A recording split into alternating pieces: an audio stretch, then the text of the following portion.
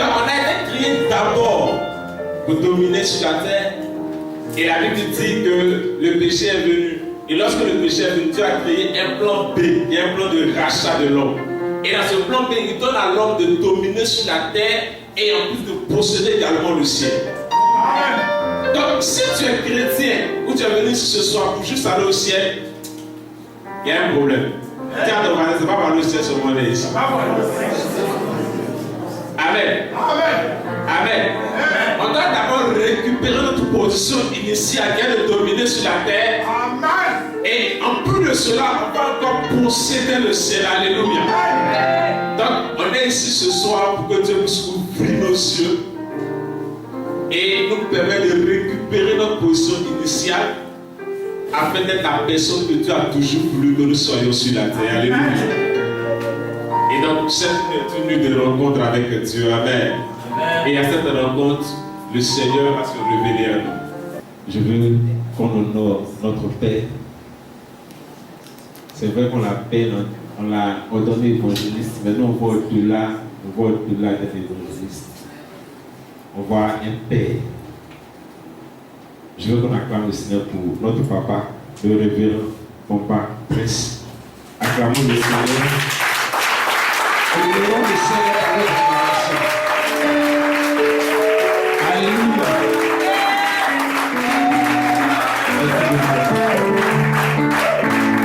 Amen.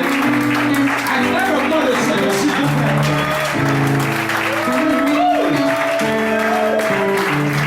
Que Dieu bénisse. Tu peux t'asseoir. Notre Père est la bouche autorisée en cette nuit pour nous parler. Il est le canal que Dieu s'est choisi. Je me lève totalement à toi, Seigneur.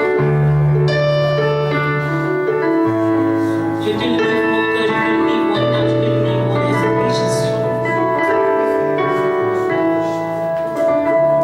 Je te donne tout mon cœur, je te donne mon âme.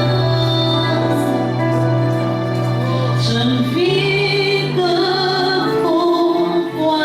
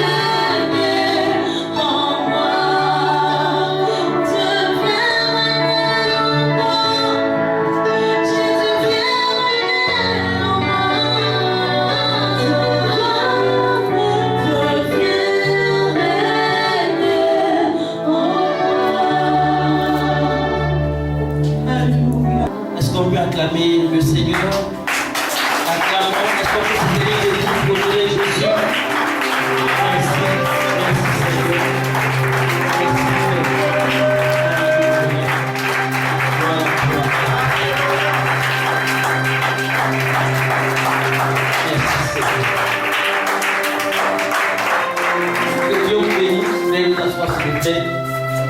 Merci beaucoup. Nous rendons gloire à Dieu. Amen. Merci à Dieu pour ce moment qu'il a prévu. Et il était prévu dans les textes de Dieu que ce moment aurait lieu et que nous serions ensemble ce jour-ci, cette nuit, à passer ensemble pour s'édifier, partager la révélation de la parole ensemble. Alléluia. Merci à l'homme de Dieu, l'apôtre, les ministères apostoliques. Et vraiment merci beaucoup, l'homme de Dieu, de nous associer à ce programme des passionnés, n'est-ce pas, de Christ. Alléluia. Vous savez, la passion, c'est ce qui permet de faire de grandes choses. Et rien de grand ne s'est construit sans passion. Rien de grand.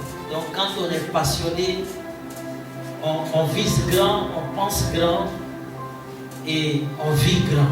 Alléluia. On vit grand. Soyez bénis, soyez passionnés. Merci à tout le groupe qui l'a aidé. Que Dieu vous bénisse. Vous savez, avant, je dirigeais les programmes aussi de certains hommes de Dieu. Certains hommes de Dieu, je dirigeais les programmes. Et m'associais à cela. Sadogo, et encore la chambre haute, Timothée, tout ça. J'étais étudiant et il me sollicitait pour diriger les programmes. Et donc, quand tu t'associes au grand, tu deviens grand. Quand tu t'associes au grand, tu deviens grand. Si tu t'associes à un voleur, tu seras un voleur. Si tu t'associes à un impudique, tu vas porter ce manteau. Mais si tu t'associes à des grands, tu vas devenir grand. Donc si on va venir sur toi, on va venir sur toi. Et ce soir, on va voir ça. Comment ta main d'association va te propulser dans une dimension. Alléluia. Que Dieu vous bénisse. Merci beaucoup. Merci vraiment. Je suis toujours ravi de te voir. Et j'ai beaucoup de plaisir à voir ta charmante épouse. Merci beaucoup. Mais vous vous ressemblez. Donc je lui disais ça. C'est pas ça? Je ressemble un peu. Que Dieu vous bénisse.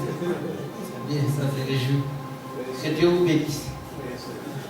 Je veux que tu salues ton voisin de derrière, celui qui est juste après toi. Parce que celui qui est à côté de toi, tu le connais déjà.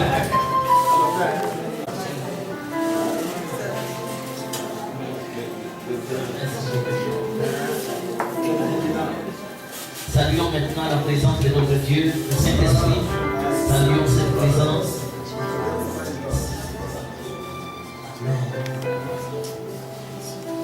Que Dieu vous bénisse. Amen. Que Dieu vous bénisse. Amen. Que Dieu vous bénisse. Amen.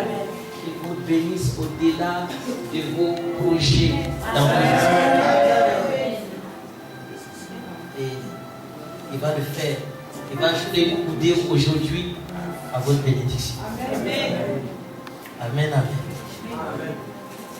Le thème qui m'a été donné d'annoncer aujourd'hui, c'est régner. C'est ça? Et il se trouve dans Apocalypse. Apocalypse, chapitre 1. Apocalypse, chapitre 1. Le verset 6. Il dit que notre Dieu qui nous aime, à celui qui nous aime, il nous a délivrés de nos péchés par son sang. On va lire ça ensemble. Apocalypse chapitre 1. Apocalypse chapitre 1. Lisons à partir du verset 5. Ouvre ta Bible. Merci beaucoup. Apocalypse chapitre 1, à partir du verset 5. Est-ce qu'on peut le lire ensemble? Je vais compter jusqu'à 3. J'espère que tu as une Bible. C'est bon? Je vais compter jusqu'à 3 et puis on va lire ça ensemble. À partir du verset 5, vous avez trouvé? Ça peut aller? Mon ami n'a pas encore trouvé. C'est bon? C'est de toi je parle? Yes. C'est bon? Ok. Verset 5, on va compter jusqu'à 3 et puis on va lire ensemble. Doucement, hein, ne vous pressez pas. Amen, amen. Amen. 1, 2, 3. Et de la part de Jésus-Christ, le témoin fidèle, le premier-né des morts et le prince des rois de la terre, à celui qui nous aime, qui nous a délivrés de nos péchés par son sang et qui a fait de nous un royaume des sacrificateurs pour Dieu son Père. À lui soit la gloire et la puissance au siècle des siècles.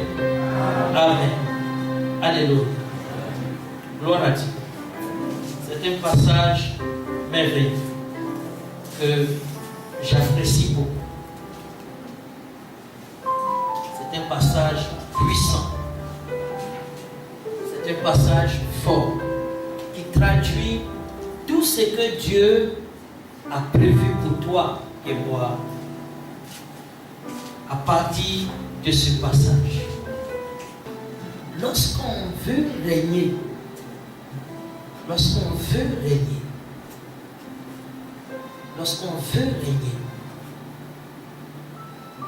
lorsque un jeune homme, une jeune fille, un père, une mère, un enfant veut régner, Dieu prend le soin d'abord de l'établir quelque part. Alléluia. Vous savez, le règne de Dieu, tout le ciel appartient à Dieu. Tout le ciel. Il est même le Seigneur de toute la terre. Lorsqu'un homme ou une jeune fille veut régner, veut diriger, veut gouverner, veut administrer, Dieu prend le soin d'établir cette personne. Alléluia. Gloire à Dieu. Vous savez, être établi permet de prendre autorité. Quand tu es établi, tu peux être établi sur un territoire. Alléluia. Quand tu dois régner, Dieu prend le soin de délimiter un territoire sur lequel tu vas être puissant. Comme ce soir, il m'établit autorité sur vous. C'est un espace bien délimité et il me met en hauteur. Et il m'établit autorité sur vous. Est-ce que vous comprenez? Dieu prend toujours le temps, quand tu dois régner, de délimiter un territoire qu'il te donne. Je veux que vous suiviez très bien, parce que vous allez comprendre ce pourquoi Dieu vous a envoyé et le lieu où vous pourrez régner. Amen, amen. Si vous arrivez à maîtriser cela, c'est fini. C'est fini. Vous êtes parti pour être béni au-delà de vos pensées. Alléluia. Amen. Gloire à Dieu. Amen. Gloire à Dieu. Amen. Frères et sœurs, Dieu donc délimite un territoire pour toi que tu dois pouvoir posséder. Mais en même temps, le territoire seul ne suffit pas. Parce qu'il y a des Anakites sur ce territoire. Il y a des Philistins sur ce territoire. Donc le territoire en lui seul ne suffit pas pour que tu règnes. Je suis allé en Afrique centrale, particulièrement au Tchad. Et on m'a envoyé au sud du Tchad comme pasteur. J'étais à 900 km de la capitale. Et quand je partais, mon régent, mon évêque m'a dit, il dit, quand tu vas y aller, il y a des difficultés là-bas. Il y a beaucoup de difficultés. Et ça peut se passer mal. Mais sache que Dieu est avec toi. Tout ce territoire t'appartient. Va, Dieu est avec toi. Et donc, c'est comme ça que je suis parti. Et puis, j'ai présenté mes lettres de créance. Et j'ai vu tout le territoire. C'est plus de 1000 km pour moi seul. Et le Tchad est divisé en 3 parties de 1000. 1000 km au sud, 1000 km au centre et 1000 km au nord. Donc, c'est 3000 km. Chez nous, c'est 300. 22 400, combien? Non, chez nous, c'est 300. Chez eux, c'est 3000. Mais ils sont combien de fois à la Côte d'Ivoire? 10 fois. C'est ça? 10 fois. Donc, j'avais un territoire de 1000 km. Mais sur ce territoire, il y avait beaucoup de difficultés. Donc, il y a deux choses que Dieu donne quand tu dois être établi, quand tu dois aller, quand tu dois être puissant.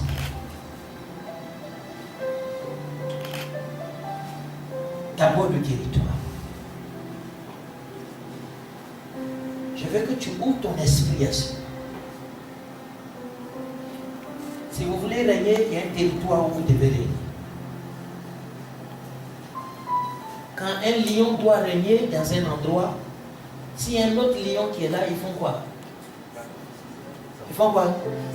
Ils s'affrontent. Donc, il ne peut pas avoir deux règnes en même temps. Or, c'est ça notre problème dans nos églises.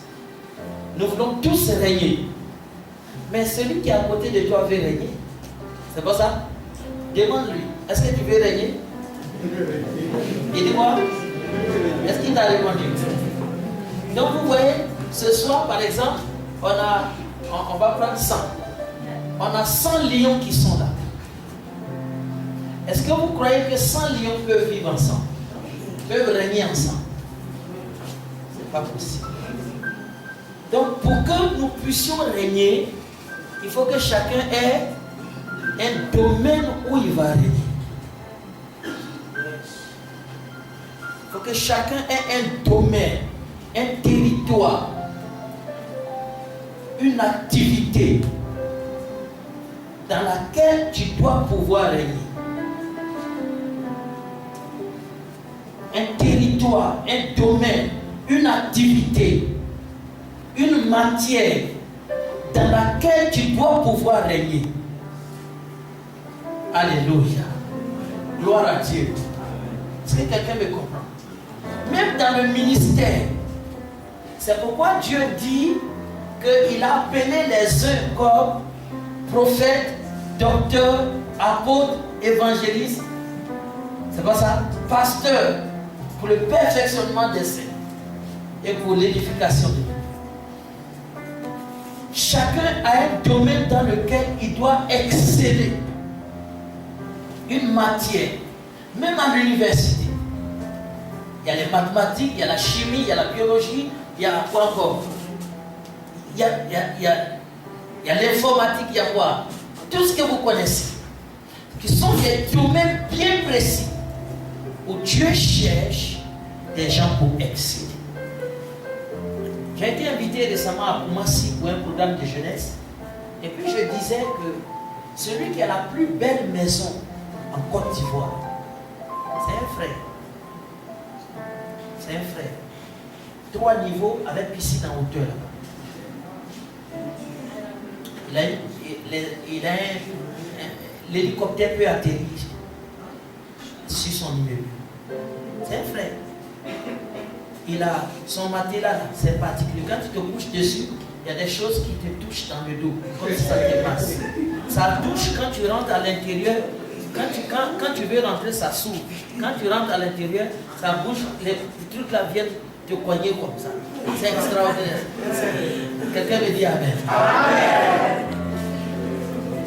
Ce que je vous dis, le président même a envoyé sa secrétaire particulière, sa gouvernante et d'autres personnes qui sont allées voir comment la maison est faite. La nuit, quand vous regardez, les lumières sont placées de telle sorte que c'est une maison particulière.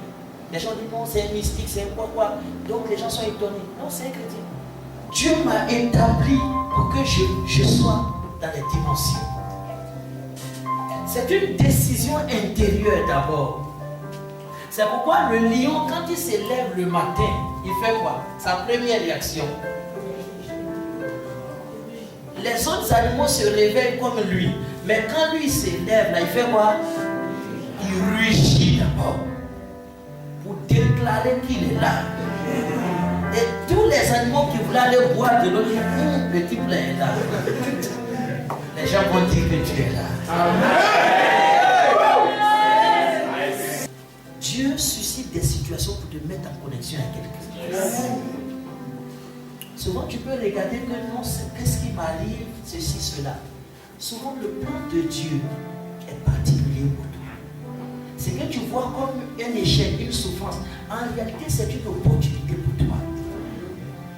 Tout dépend de ta mentalité. C'est pourquoi j'ai dit, c'est ta façon de voir. Est-ce que quelqu'un me comprend? Un jour, on a prêché à l'église et on a dit qu'il y avait 4 êtres vivants, que le Seigneur avait comme 4 visages. Ah, j'ai dit ça, c'est quoi? On dit il a le visage d'un nègre, il a le visage d'un lion, il a le visage de quoi encore? D'un quoi? D'un faux. Et puis le visage d'un homme. Et puis quelqu'un a dit, il peut se révéler à toi sous l'aspect d'un visage. Chaque visage a sa caractéristique. Et chaque visage a son pouvoir. Je vois aussi vos t-shirts que vous avez pris l'aigle. Alléluia. Vous allez voler. Tout dépend de ce que tu as dans ton esprit. Je me suis dit, en tant qu'homme de Dieu, moi, je dois voyager dans les nations. Parce que je me suis dit, il y a un verset qui me plaît beaucoup. Il dit dans Matthieu, le dernier chapitre, il dit, allez par tout le monde et faites de toutes les nations des disciples. Lorsque je lis ce verset, il me dit que toutes les ambassades sont ouvertes devant moi. C'est pourquoi, quand je suis affecté où on prend l'avion. Je n'aime pas être affecté où on prend le car. Yes. Donc, parmi les gens de ma génération, ils me disent comment tu fais. Même ces derniers temps, on veut m'affecter pour en prendre quoi l'avion. Parce que c'est ce que j'ai dit dans mon esprit. Je ne veux pas prendre le car comme l'autre. Non. Non. Je suis affecté puis je prends. Non. Je dois partir d'avion en avion. Quelqu'un me dit Amen. Donc, la première des choses, quand tu veux réunir, c'est ça. Donc, le frère, il a commencé à faire une alliance avec Dieu. Il dit, Seigneur, je sais que tu m'as appelé à être grand. Et je veux le territoire sur lequel tu veux m'établir grand. Quelle est la possession que tu me donnes? Lorsqu'Israël a commencé à marcher et que Moïse était mort, Josué va regarder Canaan et il va dire aux princes des différentes tribus, il dit chacune des tribus aura un territoire. Et c'est sur ce territoire que chacune des tribus va régner, va manifester la révélation prophétique du père de Joseph.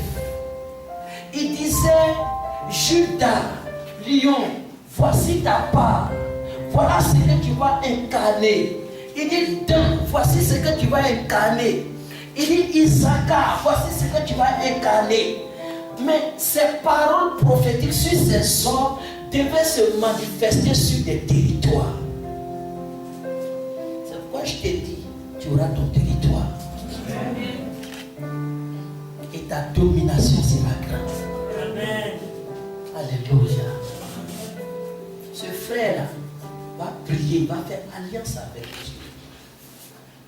Quand tu veux rentrer dans le domaine du règne, la parole de Dieu dit que celui qui est le roi des rois, celui qui a tous les règnes en lui, celui qui règne sur les cieux, sur la terre, surtout le Seigneur de toute la terre, celui qui a tous les règnes en lui, tu dois le reconnaître d'abord comme ton roi. Et la deuxième des choses, tu dois l'établir dans ton cœur. C'est lui en réalité qui va te mettre sur un domaine. C'est lui qui va te donner une portion. En réalité, c'est ton corps qui l'utilise pour lui-même régner. Est-ce que quelqu'un me comprend? C'est pourquoi l'un des premiers points, c'est quand tout à l'heure on a lu, la Bible dit que à celui qui nous aime, qui nous a délivrés de nos péchés par son sang, l'une des premières actions pour que tu sois établi par Dieu, c'est la délivrance du péché. Dieu n'établit jamais quelqu'un qui est dans le péché. Je vous dis la vérité. Dieu n'établit jamais quelqu'un qui vit dans le péché.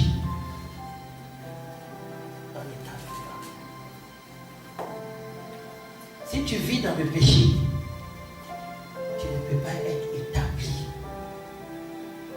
Alléluia. Est-ce que quelqu'un me comprend?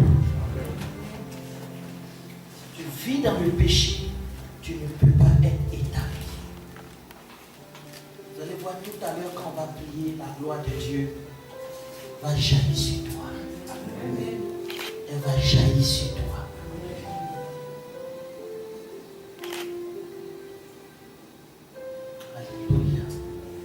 Dans Jean le chapitre 15, le verset 16, c'est un passage que vous connaissez. Il dit, ce n'est pas vous qui m'avez choisi, mais moi, je vous ai choisi et je vous ai établi. C'est la première partie du verset. Il dit, ce n'est pas vous-même qui vous établissez. Tu ne peux pas t'établir. Toi-même, tu ne peux pas t'établir.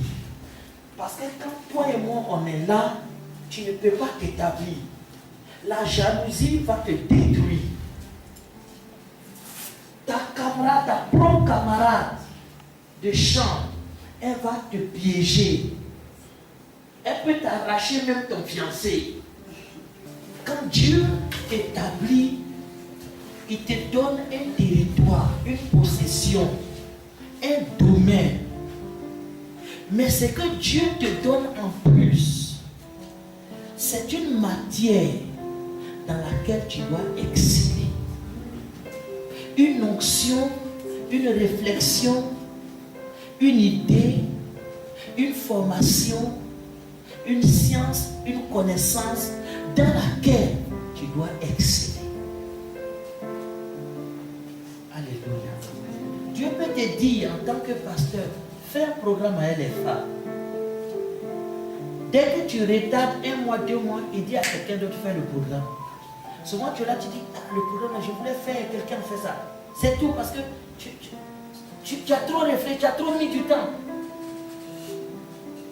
C'est pourquoi tu dois être toujours prêt.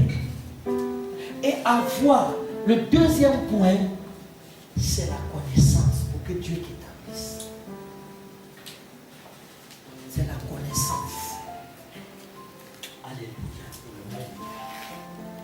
C'est la connaissance. Frère, ce soir, Dieu va te faire du bien. Je veux qu'on aille à Daniel. Est-ce que tout le monde me comprend? Daniel, le chapitre 1.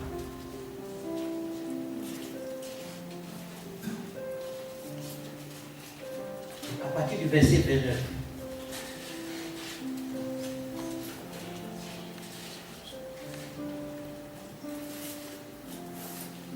Quelqu'un a trouvé?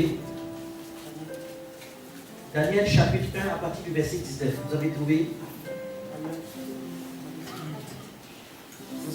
Vous ne savez pas où se trouve Daniel?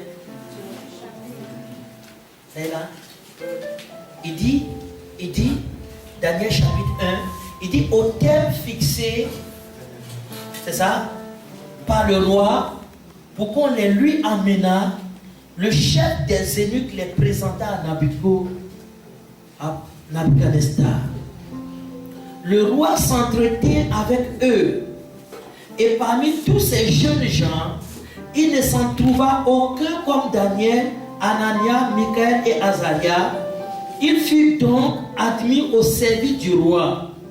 Verset 20 qui nous intéresse, de Daniel chapitre 1, il dit sur tous les objets qui réclamaient de la sagesse et de l'intelligence et sur lesquels le roi les interrogeait, il les trouvait comment? Il les trouvait comment? Très bien. Est-ce que quelqu'un me comprend ça? Il dit, il les trouvait 10 fois supérieurs à qui? À tous les magiciens et astrologues qui étaient dans tout son royaume.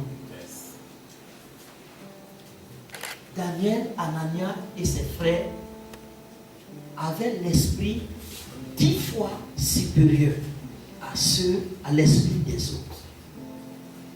Mais comment ces jeunes gens, en matière de science, en matière de connaissance, comment ont-ils fait pour avoir cette capacité, pour que leur volume intellectuel soit si élevé? Comment ils ont fait? La Bible dit qu'ils vont prendre le temps pendant 3 ans et demi pour manger seulement quoi? Des légumes. Manger des légumes.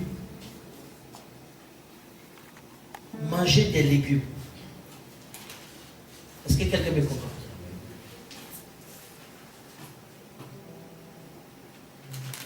Ils vont manger des légumes.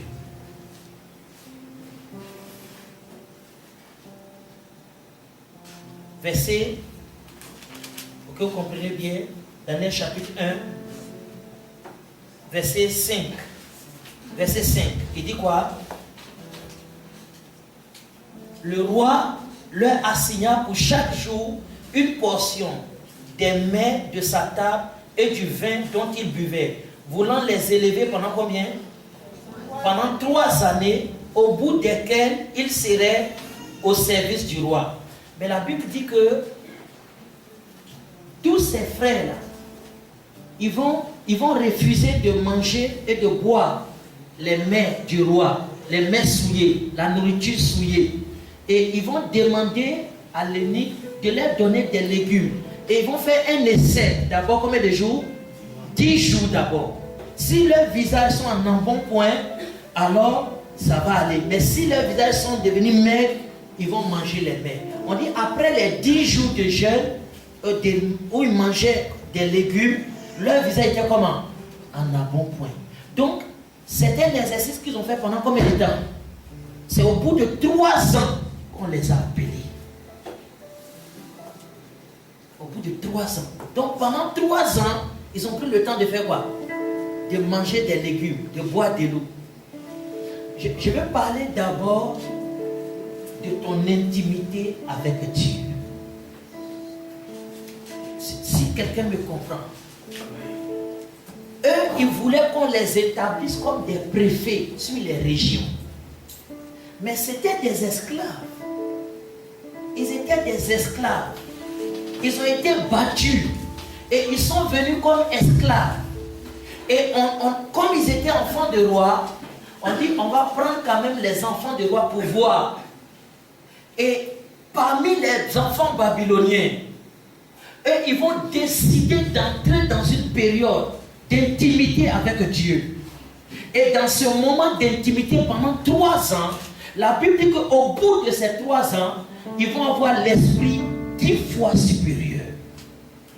Et tout ce qui concernait les sciences, la connaissance, l'intelligence, il n'y a pas quelqu'un qui pouvait les dominer. C'est pourquoi je dis, quand tu veux qu'on t'établisse, il y a des matières où tu dois être le meilleur.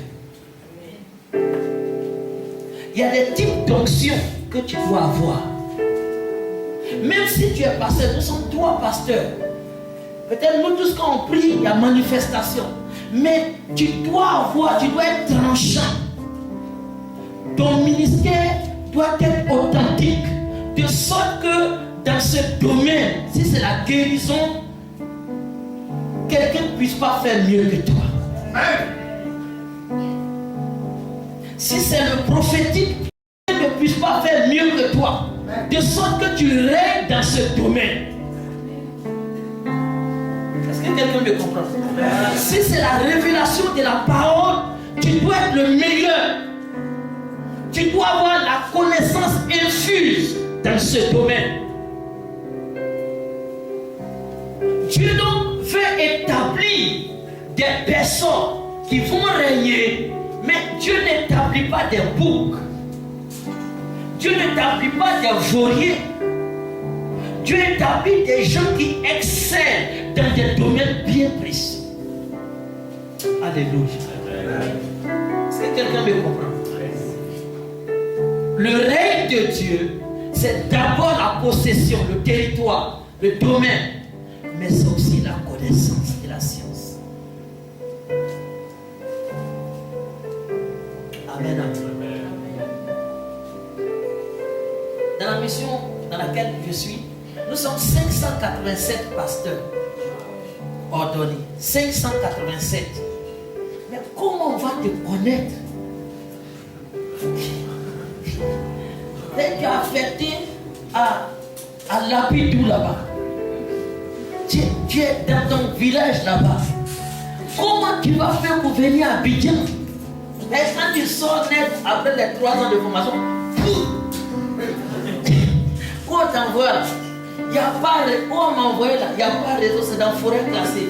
Donc, j'étais là, j'ai prié, il n'y a pas de réseau, il n'y a rien. Il n'y a pas de voiture qui va là-bas. La seule voiture qui partait là-bas, c'est un vendredi, maintenant ça ne va plus. Donc, on va en moto. Donc, j'ai dit, Seigneur, j'ai demandé où il y a raison. On dit, sur la montagne là-bas. Donc, si elle doit l'appeler, je vais sur la montagne. Donc, ça fait que tous mes gombos abidjans ici, c'est coupé. Mais on t'appelle, tu as descendu les réseau. Donc, j'étais là, j'ai prié, Seigneur, j'attire le réseau dans ma maison. J'attire le réseau dans... Et un matin, j'étais assis à ma terrasse et puis je vois j'ai le réseau. Donc j'ai piqué un fil sur le papeau. Vous voyez, c'est la toiture là, c'est le papeau. Hein. C'est comment on appelle ça? Voilà, papeau. Vous connaissez papeau? C'est les palmes. Les palmes. On fait le toit. Donc j'ai piqué le fil et j'ai mis la corde. Et j'ai branché le téléphone comme ça. Donc le téléphone est suspendu comme ça. Donc quand quelqu'un m'appelle, j'appuie comme ça. Tcha. Ouais, on n'arrive pas. Comment un gars qui est là-bas, comment on peut faire pour te connaître ici à Abidjan? Le jour que j'ai parti là, la première fois, j'étais en veste velours, un t-shirt, pointinini, tout ça. Donc, quand je suis arrivé à Soubré, le pasteur dirigeant me dit, mon petit, c'est pas ici. Parce que ça m'a dit, mon sac, tout ça. Et je venais d'un grand programme que je fais. Donc, on m'a dit, tu vas à la gare et tu prends les 22 places là. J'arrive, il n'y a pas de place. Donc, le chauffeur me dit, mais il n'y a pas de place, hein. C'est chargé, mais 22 places, ils étaient près de 40 dedans. Il dit, mais comment? Je dis, non, si tu veux, tu t'assois ici. Il dit, d'accord. Donc, j'ai mis mon dos contre la vitre. Et puis, le levier là, était entre mes jambes, puis il était assis. Et puis, le badian a commencé à rouler. Et on est arrivé 40 km. Mon pasteur des hommes m'a dit, ça va? Bon, si tu arrives à Zobodoua, tu dis Zobodoua. Zobodoua, tu descends. Il dit, Zobodoua. On dit, mon bébé, on n'est pas encore arrivé là-bas. Quand on arrive, il dit, Zobodoua. On dit, faut te calmer, tu vas arriver.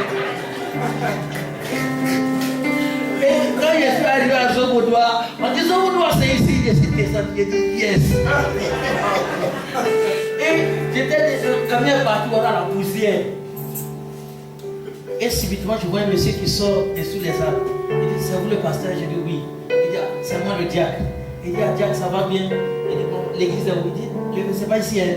Il faut monter. Il a sorti une moto, une 50 Suzuki là. Et on est rentré maintenant dans la brousse maintenant. Donc, comment tu vas faire pour sortir des lieux comme ça pour venir régner à Abidjan? Frère, il faut être excellent dans ton domaine. Il faut être excellent dans ton domaine. Et chaque opportunité qu'on te donne, tu dois marquer. C'est qu'une petite occasion qu'on t'a donnée, mon petit, viens, tu as dit merci à Dieu. Donc un jour, j'ai eu la grâce. Le grand patron même était parti dans la région et on m'a dit de diriger Chakata. Ah! Dieu m'a fait grâce. Alléluia. Donc tu dois être excellent dans un domaine. La Bible dit que eux, ils avaient l'esprit 10 fois supérieur. Est-ce que tu veux vraiment régner? Amen. Dieu fertilise l'esprit des jeunes que vous êtes. Amen. Il rend votre esprit fécond et fertile. J'ai connu quelqu'un qui était médiocre, qui est venu nous voir par la grâce de Dieu. Et j'ai dit à cette soeur, qu'est-ce que tu veux? Elle dit, je veux exceller. Elle dit, le Seigneur te le donne. Quand elle est partie, celle qui était moyenne est devenue première. Je me souviens de certaines personnes qui ne méritaient même pas d'avoir une bourse, qui ne méritaient même pas de connaître la grâce. Ces personnes ont excellé.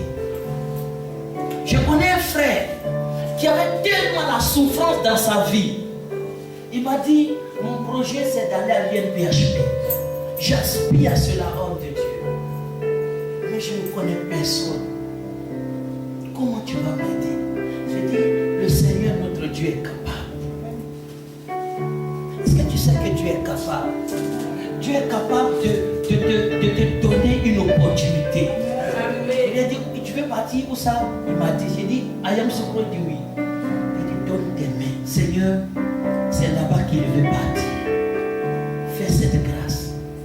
Quand les résultats sont sortis, il était dedans. Dieu va le faire pour toi. Alléluia. Gloire à Dieu. Le Seigneur dit donc, c'est lui qui nous a choisis. Lorsque la grâce vient sur toi, que tu es déjà le choix de Dieu dans sa maison, c'est-à-dire que Dieu t'a déjà aimé, c'est une opportunité pour toi déjà de passer au règne de Dieu. Quand Dieu t'a dit dans sa maison, quand Dieu te sélectionne du milieu de ta famille et qu'il t'envoie dans sa maison, c'est parce que le Seigneur a un plan pour toi. C'est parce qu'il a déjà prévu un domaine pour toi. Il a déjà prévu quelque chose pour que tu excelles. Et ce soir, il va te le donner. Alléluia. Alléluia. Gloire à Dieu. Souvent, j'aime parler de cet homme qu'on appelle Géasi. Vous connaissez Géasi? C'est qui? Pardon? C'est un disciple d'Élisée. Et ce disciple-là, qu'est-ce qui s'est passé dans sa vie? Qu'est-ce qui s'est passé dans sa vie? Hein? Il a fait quoi? La Bible dit que ce disciple-là, Dieu avait un plan pour lui. Il était disciple d'Élisée qui avait reçu la double portion d'Élie. Élie lui avait donné la double portion quand il a pris le manteau. Donc, en principe, Géasi devait avoir quelle portion? J'aime dire qu'il devait avoir la quadruple portion. Il devait avoir 4 fois l'esprit d'Élie. La dimension dans laquelle cet homme devait opérer était une dimension multipliée par 4. C'était Élie 4 fois. Alléluia. Dieu avait planifié pour lui un règne de nation, un règne prophétique. C'est-à-dire que cet homme devait régner sur Israël, il devait régner sur la Syrie, il devait régner sur le Liban, il devait régner sur tout le Moyen-Orient, sur la Jordanie, tous ces pays. Son ministère devait éclater en gloire. La Bible dit que à cause de la cupidité, de l'amour, du bien-être, du matériel, à cause de la mondanité, cet homme a perdu cela et il est sorti de la présence de l'homme de Dieu. Comment? On dit lépreux. Le règne sur lequel Dieu voulait le mettre a été cassé. C'est pourquoi dans le passage que nous avons lu, le péché est un problème. Je vous dis la vérité. Vous voulez régner? Il faut avoir horreur. Il faut t'éloigner du péché. Joseph savait ça. Et lorsqu'il a eu la vision du règne, où Dieu l'établissait sur le soleil et la lune, et même les étoiles, quand Joseph a vu ça, il a compris qu'il y avait une dimension dans laquelle Dieu voulait le positionner. Et il s'est attaché à la révélation. Il savait que la seule chose qui pouvait le priver de ce règne, c'était le péché. Est-ce que quelqu'un me comprend ce soir? Alléluia. Joseph va se priver. Il va se garder. Même quand la femme de Potiphar va lui faire les yeux doux, il va préférer la révélation de Dieu, le règne de Dieu, à ce qui était de la souillure. Regardez, la Bible dit que lorsque Géasi a péché, il est devenu lépreux, il a perdu le sacerdoce, il a fui, il était dans le désert. Partout où il passait, il criait impur pour que les hommes s'éloignent de lui. La Bible dit que le jour où les Syriens vont venir attaquer Israël, Dieu va lui donner une opportunité de repentance. Dieu va créer un bruit au milieu de cette armée. Et cette armée va fuir. Les 4 lépreux qui étaient là vont courir pour chercher à se nourrir. Ce jour-là, un parmi eux va dire: ce que nous faisons n'est pas bien. Nous n'agissons pas bien. La Bible dit qu'ils avaient pris de l'or, ils avaient pris de la nourriture. Et à un moment donné, ils se sont arrêtés. Et l'un d'entre eux va dire: nous n'agissons pas bien. Ce jour est un grand jour. C'est un jour de bonne nouvelle. Allons en informer le roi. Géasi était au milieu de ces 4. Et je suis certain, la Bible ne le nomme pas, mais je suis certain que c'était lui. Même quand tu es dans le péché, souvent tes réactions sont telles que tu veux revenir. Alléluia. Alléluia. La Bible dit qu'ils vont partir. Quand vous lisez 2 Rois chapitre 6, 2 Rois chapitre 7, la Bible dit ils vont partir et ils vont aller voir le roi. Et ils vont dire: il y a la nourriture, les Syriens ont fui. Quand l'armée d'Israël va partir, elle va constater cela. À cause de cette repentance, la lèpre de Géasi va s'effacer. Et la Bible dit que le roi va le prendre avec lui. Cet homme qui était rejeté parce qu'il avait raté la première dimension Dieu voulait l'établir, Dieu va lui donner une seconde chance. Et comme il va saisir cette chance, Dieu va le positionner à côté du roi. Il sera maintenant le conseiller du roi. Alléluia. Alléluia. Géasi va devenir le conseiller du roi. Il va devenir le conseiller du roi. C'est vrai qu'il ne sera plus établi sur les 4 nations, mais Dieu va le positionner de sorte qu'il soit établi sur une nation.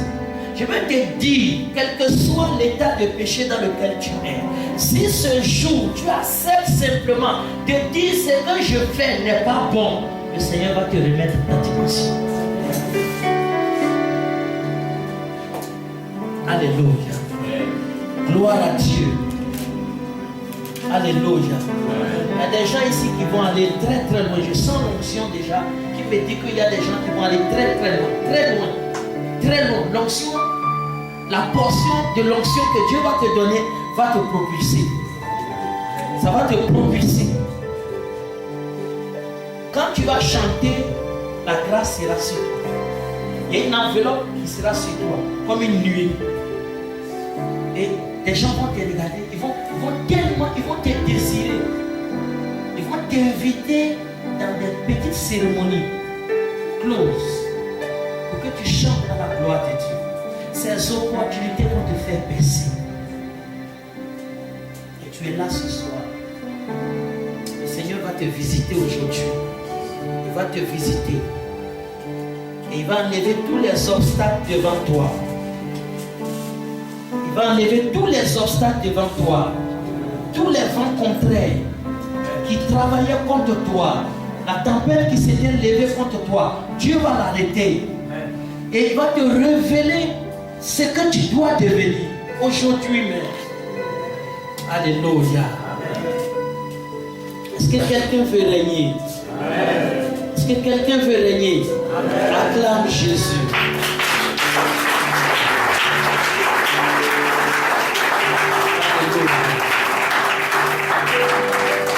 Il dit, ce n'est pas vous qui m'avez choisi, mais moi, je vous ai choisi et je vous ai établi afin que vous alliez et que vous portiez du fruit. Et que votre fruit demeure. Vous voyez, quand Dieu établit quelqu'un, quand j'étais à l'école, il y avait mon voisin de classe. C'était lui le premier de classe. Quand j'étais en terminale, mon voisin, c'était lui le premier de classe.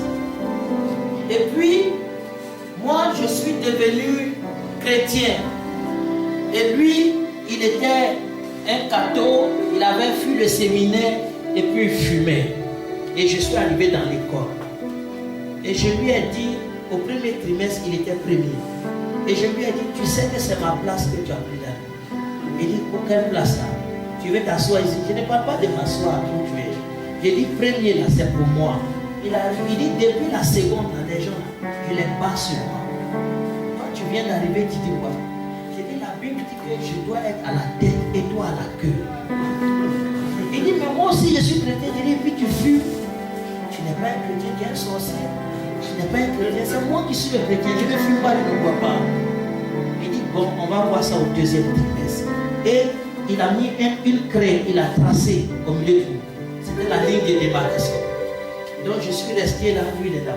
Quand il y a un devoir, chacun reste comme ça, on ne regarde pas. Et tu finis. Et tu vas déposer. Au deuxième trimestre, moi j'étais le premier et lui il était le quatrième. Quand il est sorti, il a pris une cigarette. Il dit, tu vois, tu es un païen. Moi je suis chrétien. Quand tu es chrétien, ça veut dire que Dieu t'a aimé. Et lorsqu'il t'aime, il t'établit. En classe, il t'établit. Dans ta faculté, c'est toi qui dois être établi. Dans le domaine d'action où tu bosses, c'est toi qu'il veut établir. Ton problème, c'est ton intimité avec lui. Quel est le temps que tu lui consacres? relation? Quel lien y a-t-il entre vous? Quel intérêt Dieu a à marcher avec toi? Est-ce qu'il prend plaisir à être avec toi? S'il est avec toi, quand Salomon lui a demandé, il lui a demandé quoi? La sagesse. Il lui a donné quoi? Il dit, je te donne la sagesse, je te donne l'intelligence et je te donne quoi? La richesse. Quand ton intimité avec Dieu est parfaite, Dieu ne se limite pas de te donner un, il te donne beaucoup. Il t'établit sur beaucoup. Il t'établit sur beaucoup. Alléluia. Alléluia. C'est pourquoi tu ne restes pas seulement assujetti, il te fait dominer. Je veux que tu comprennes cela. Alléluia.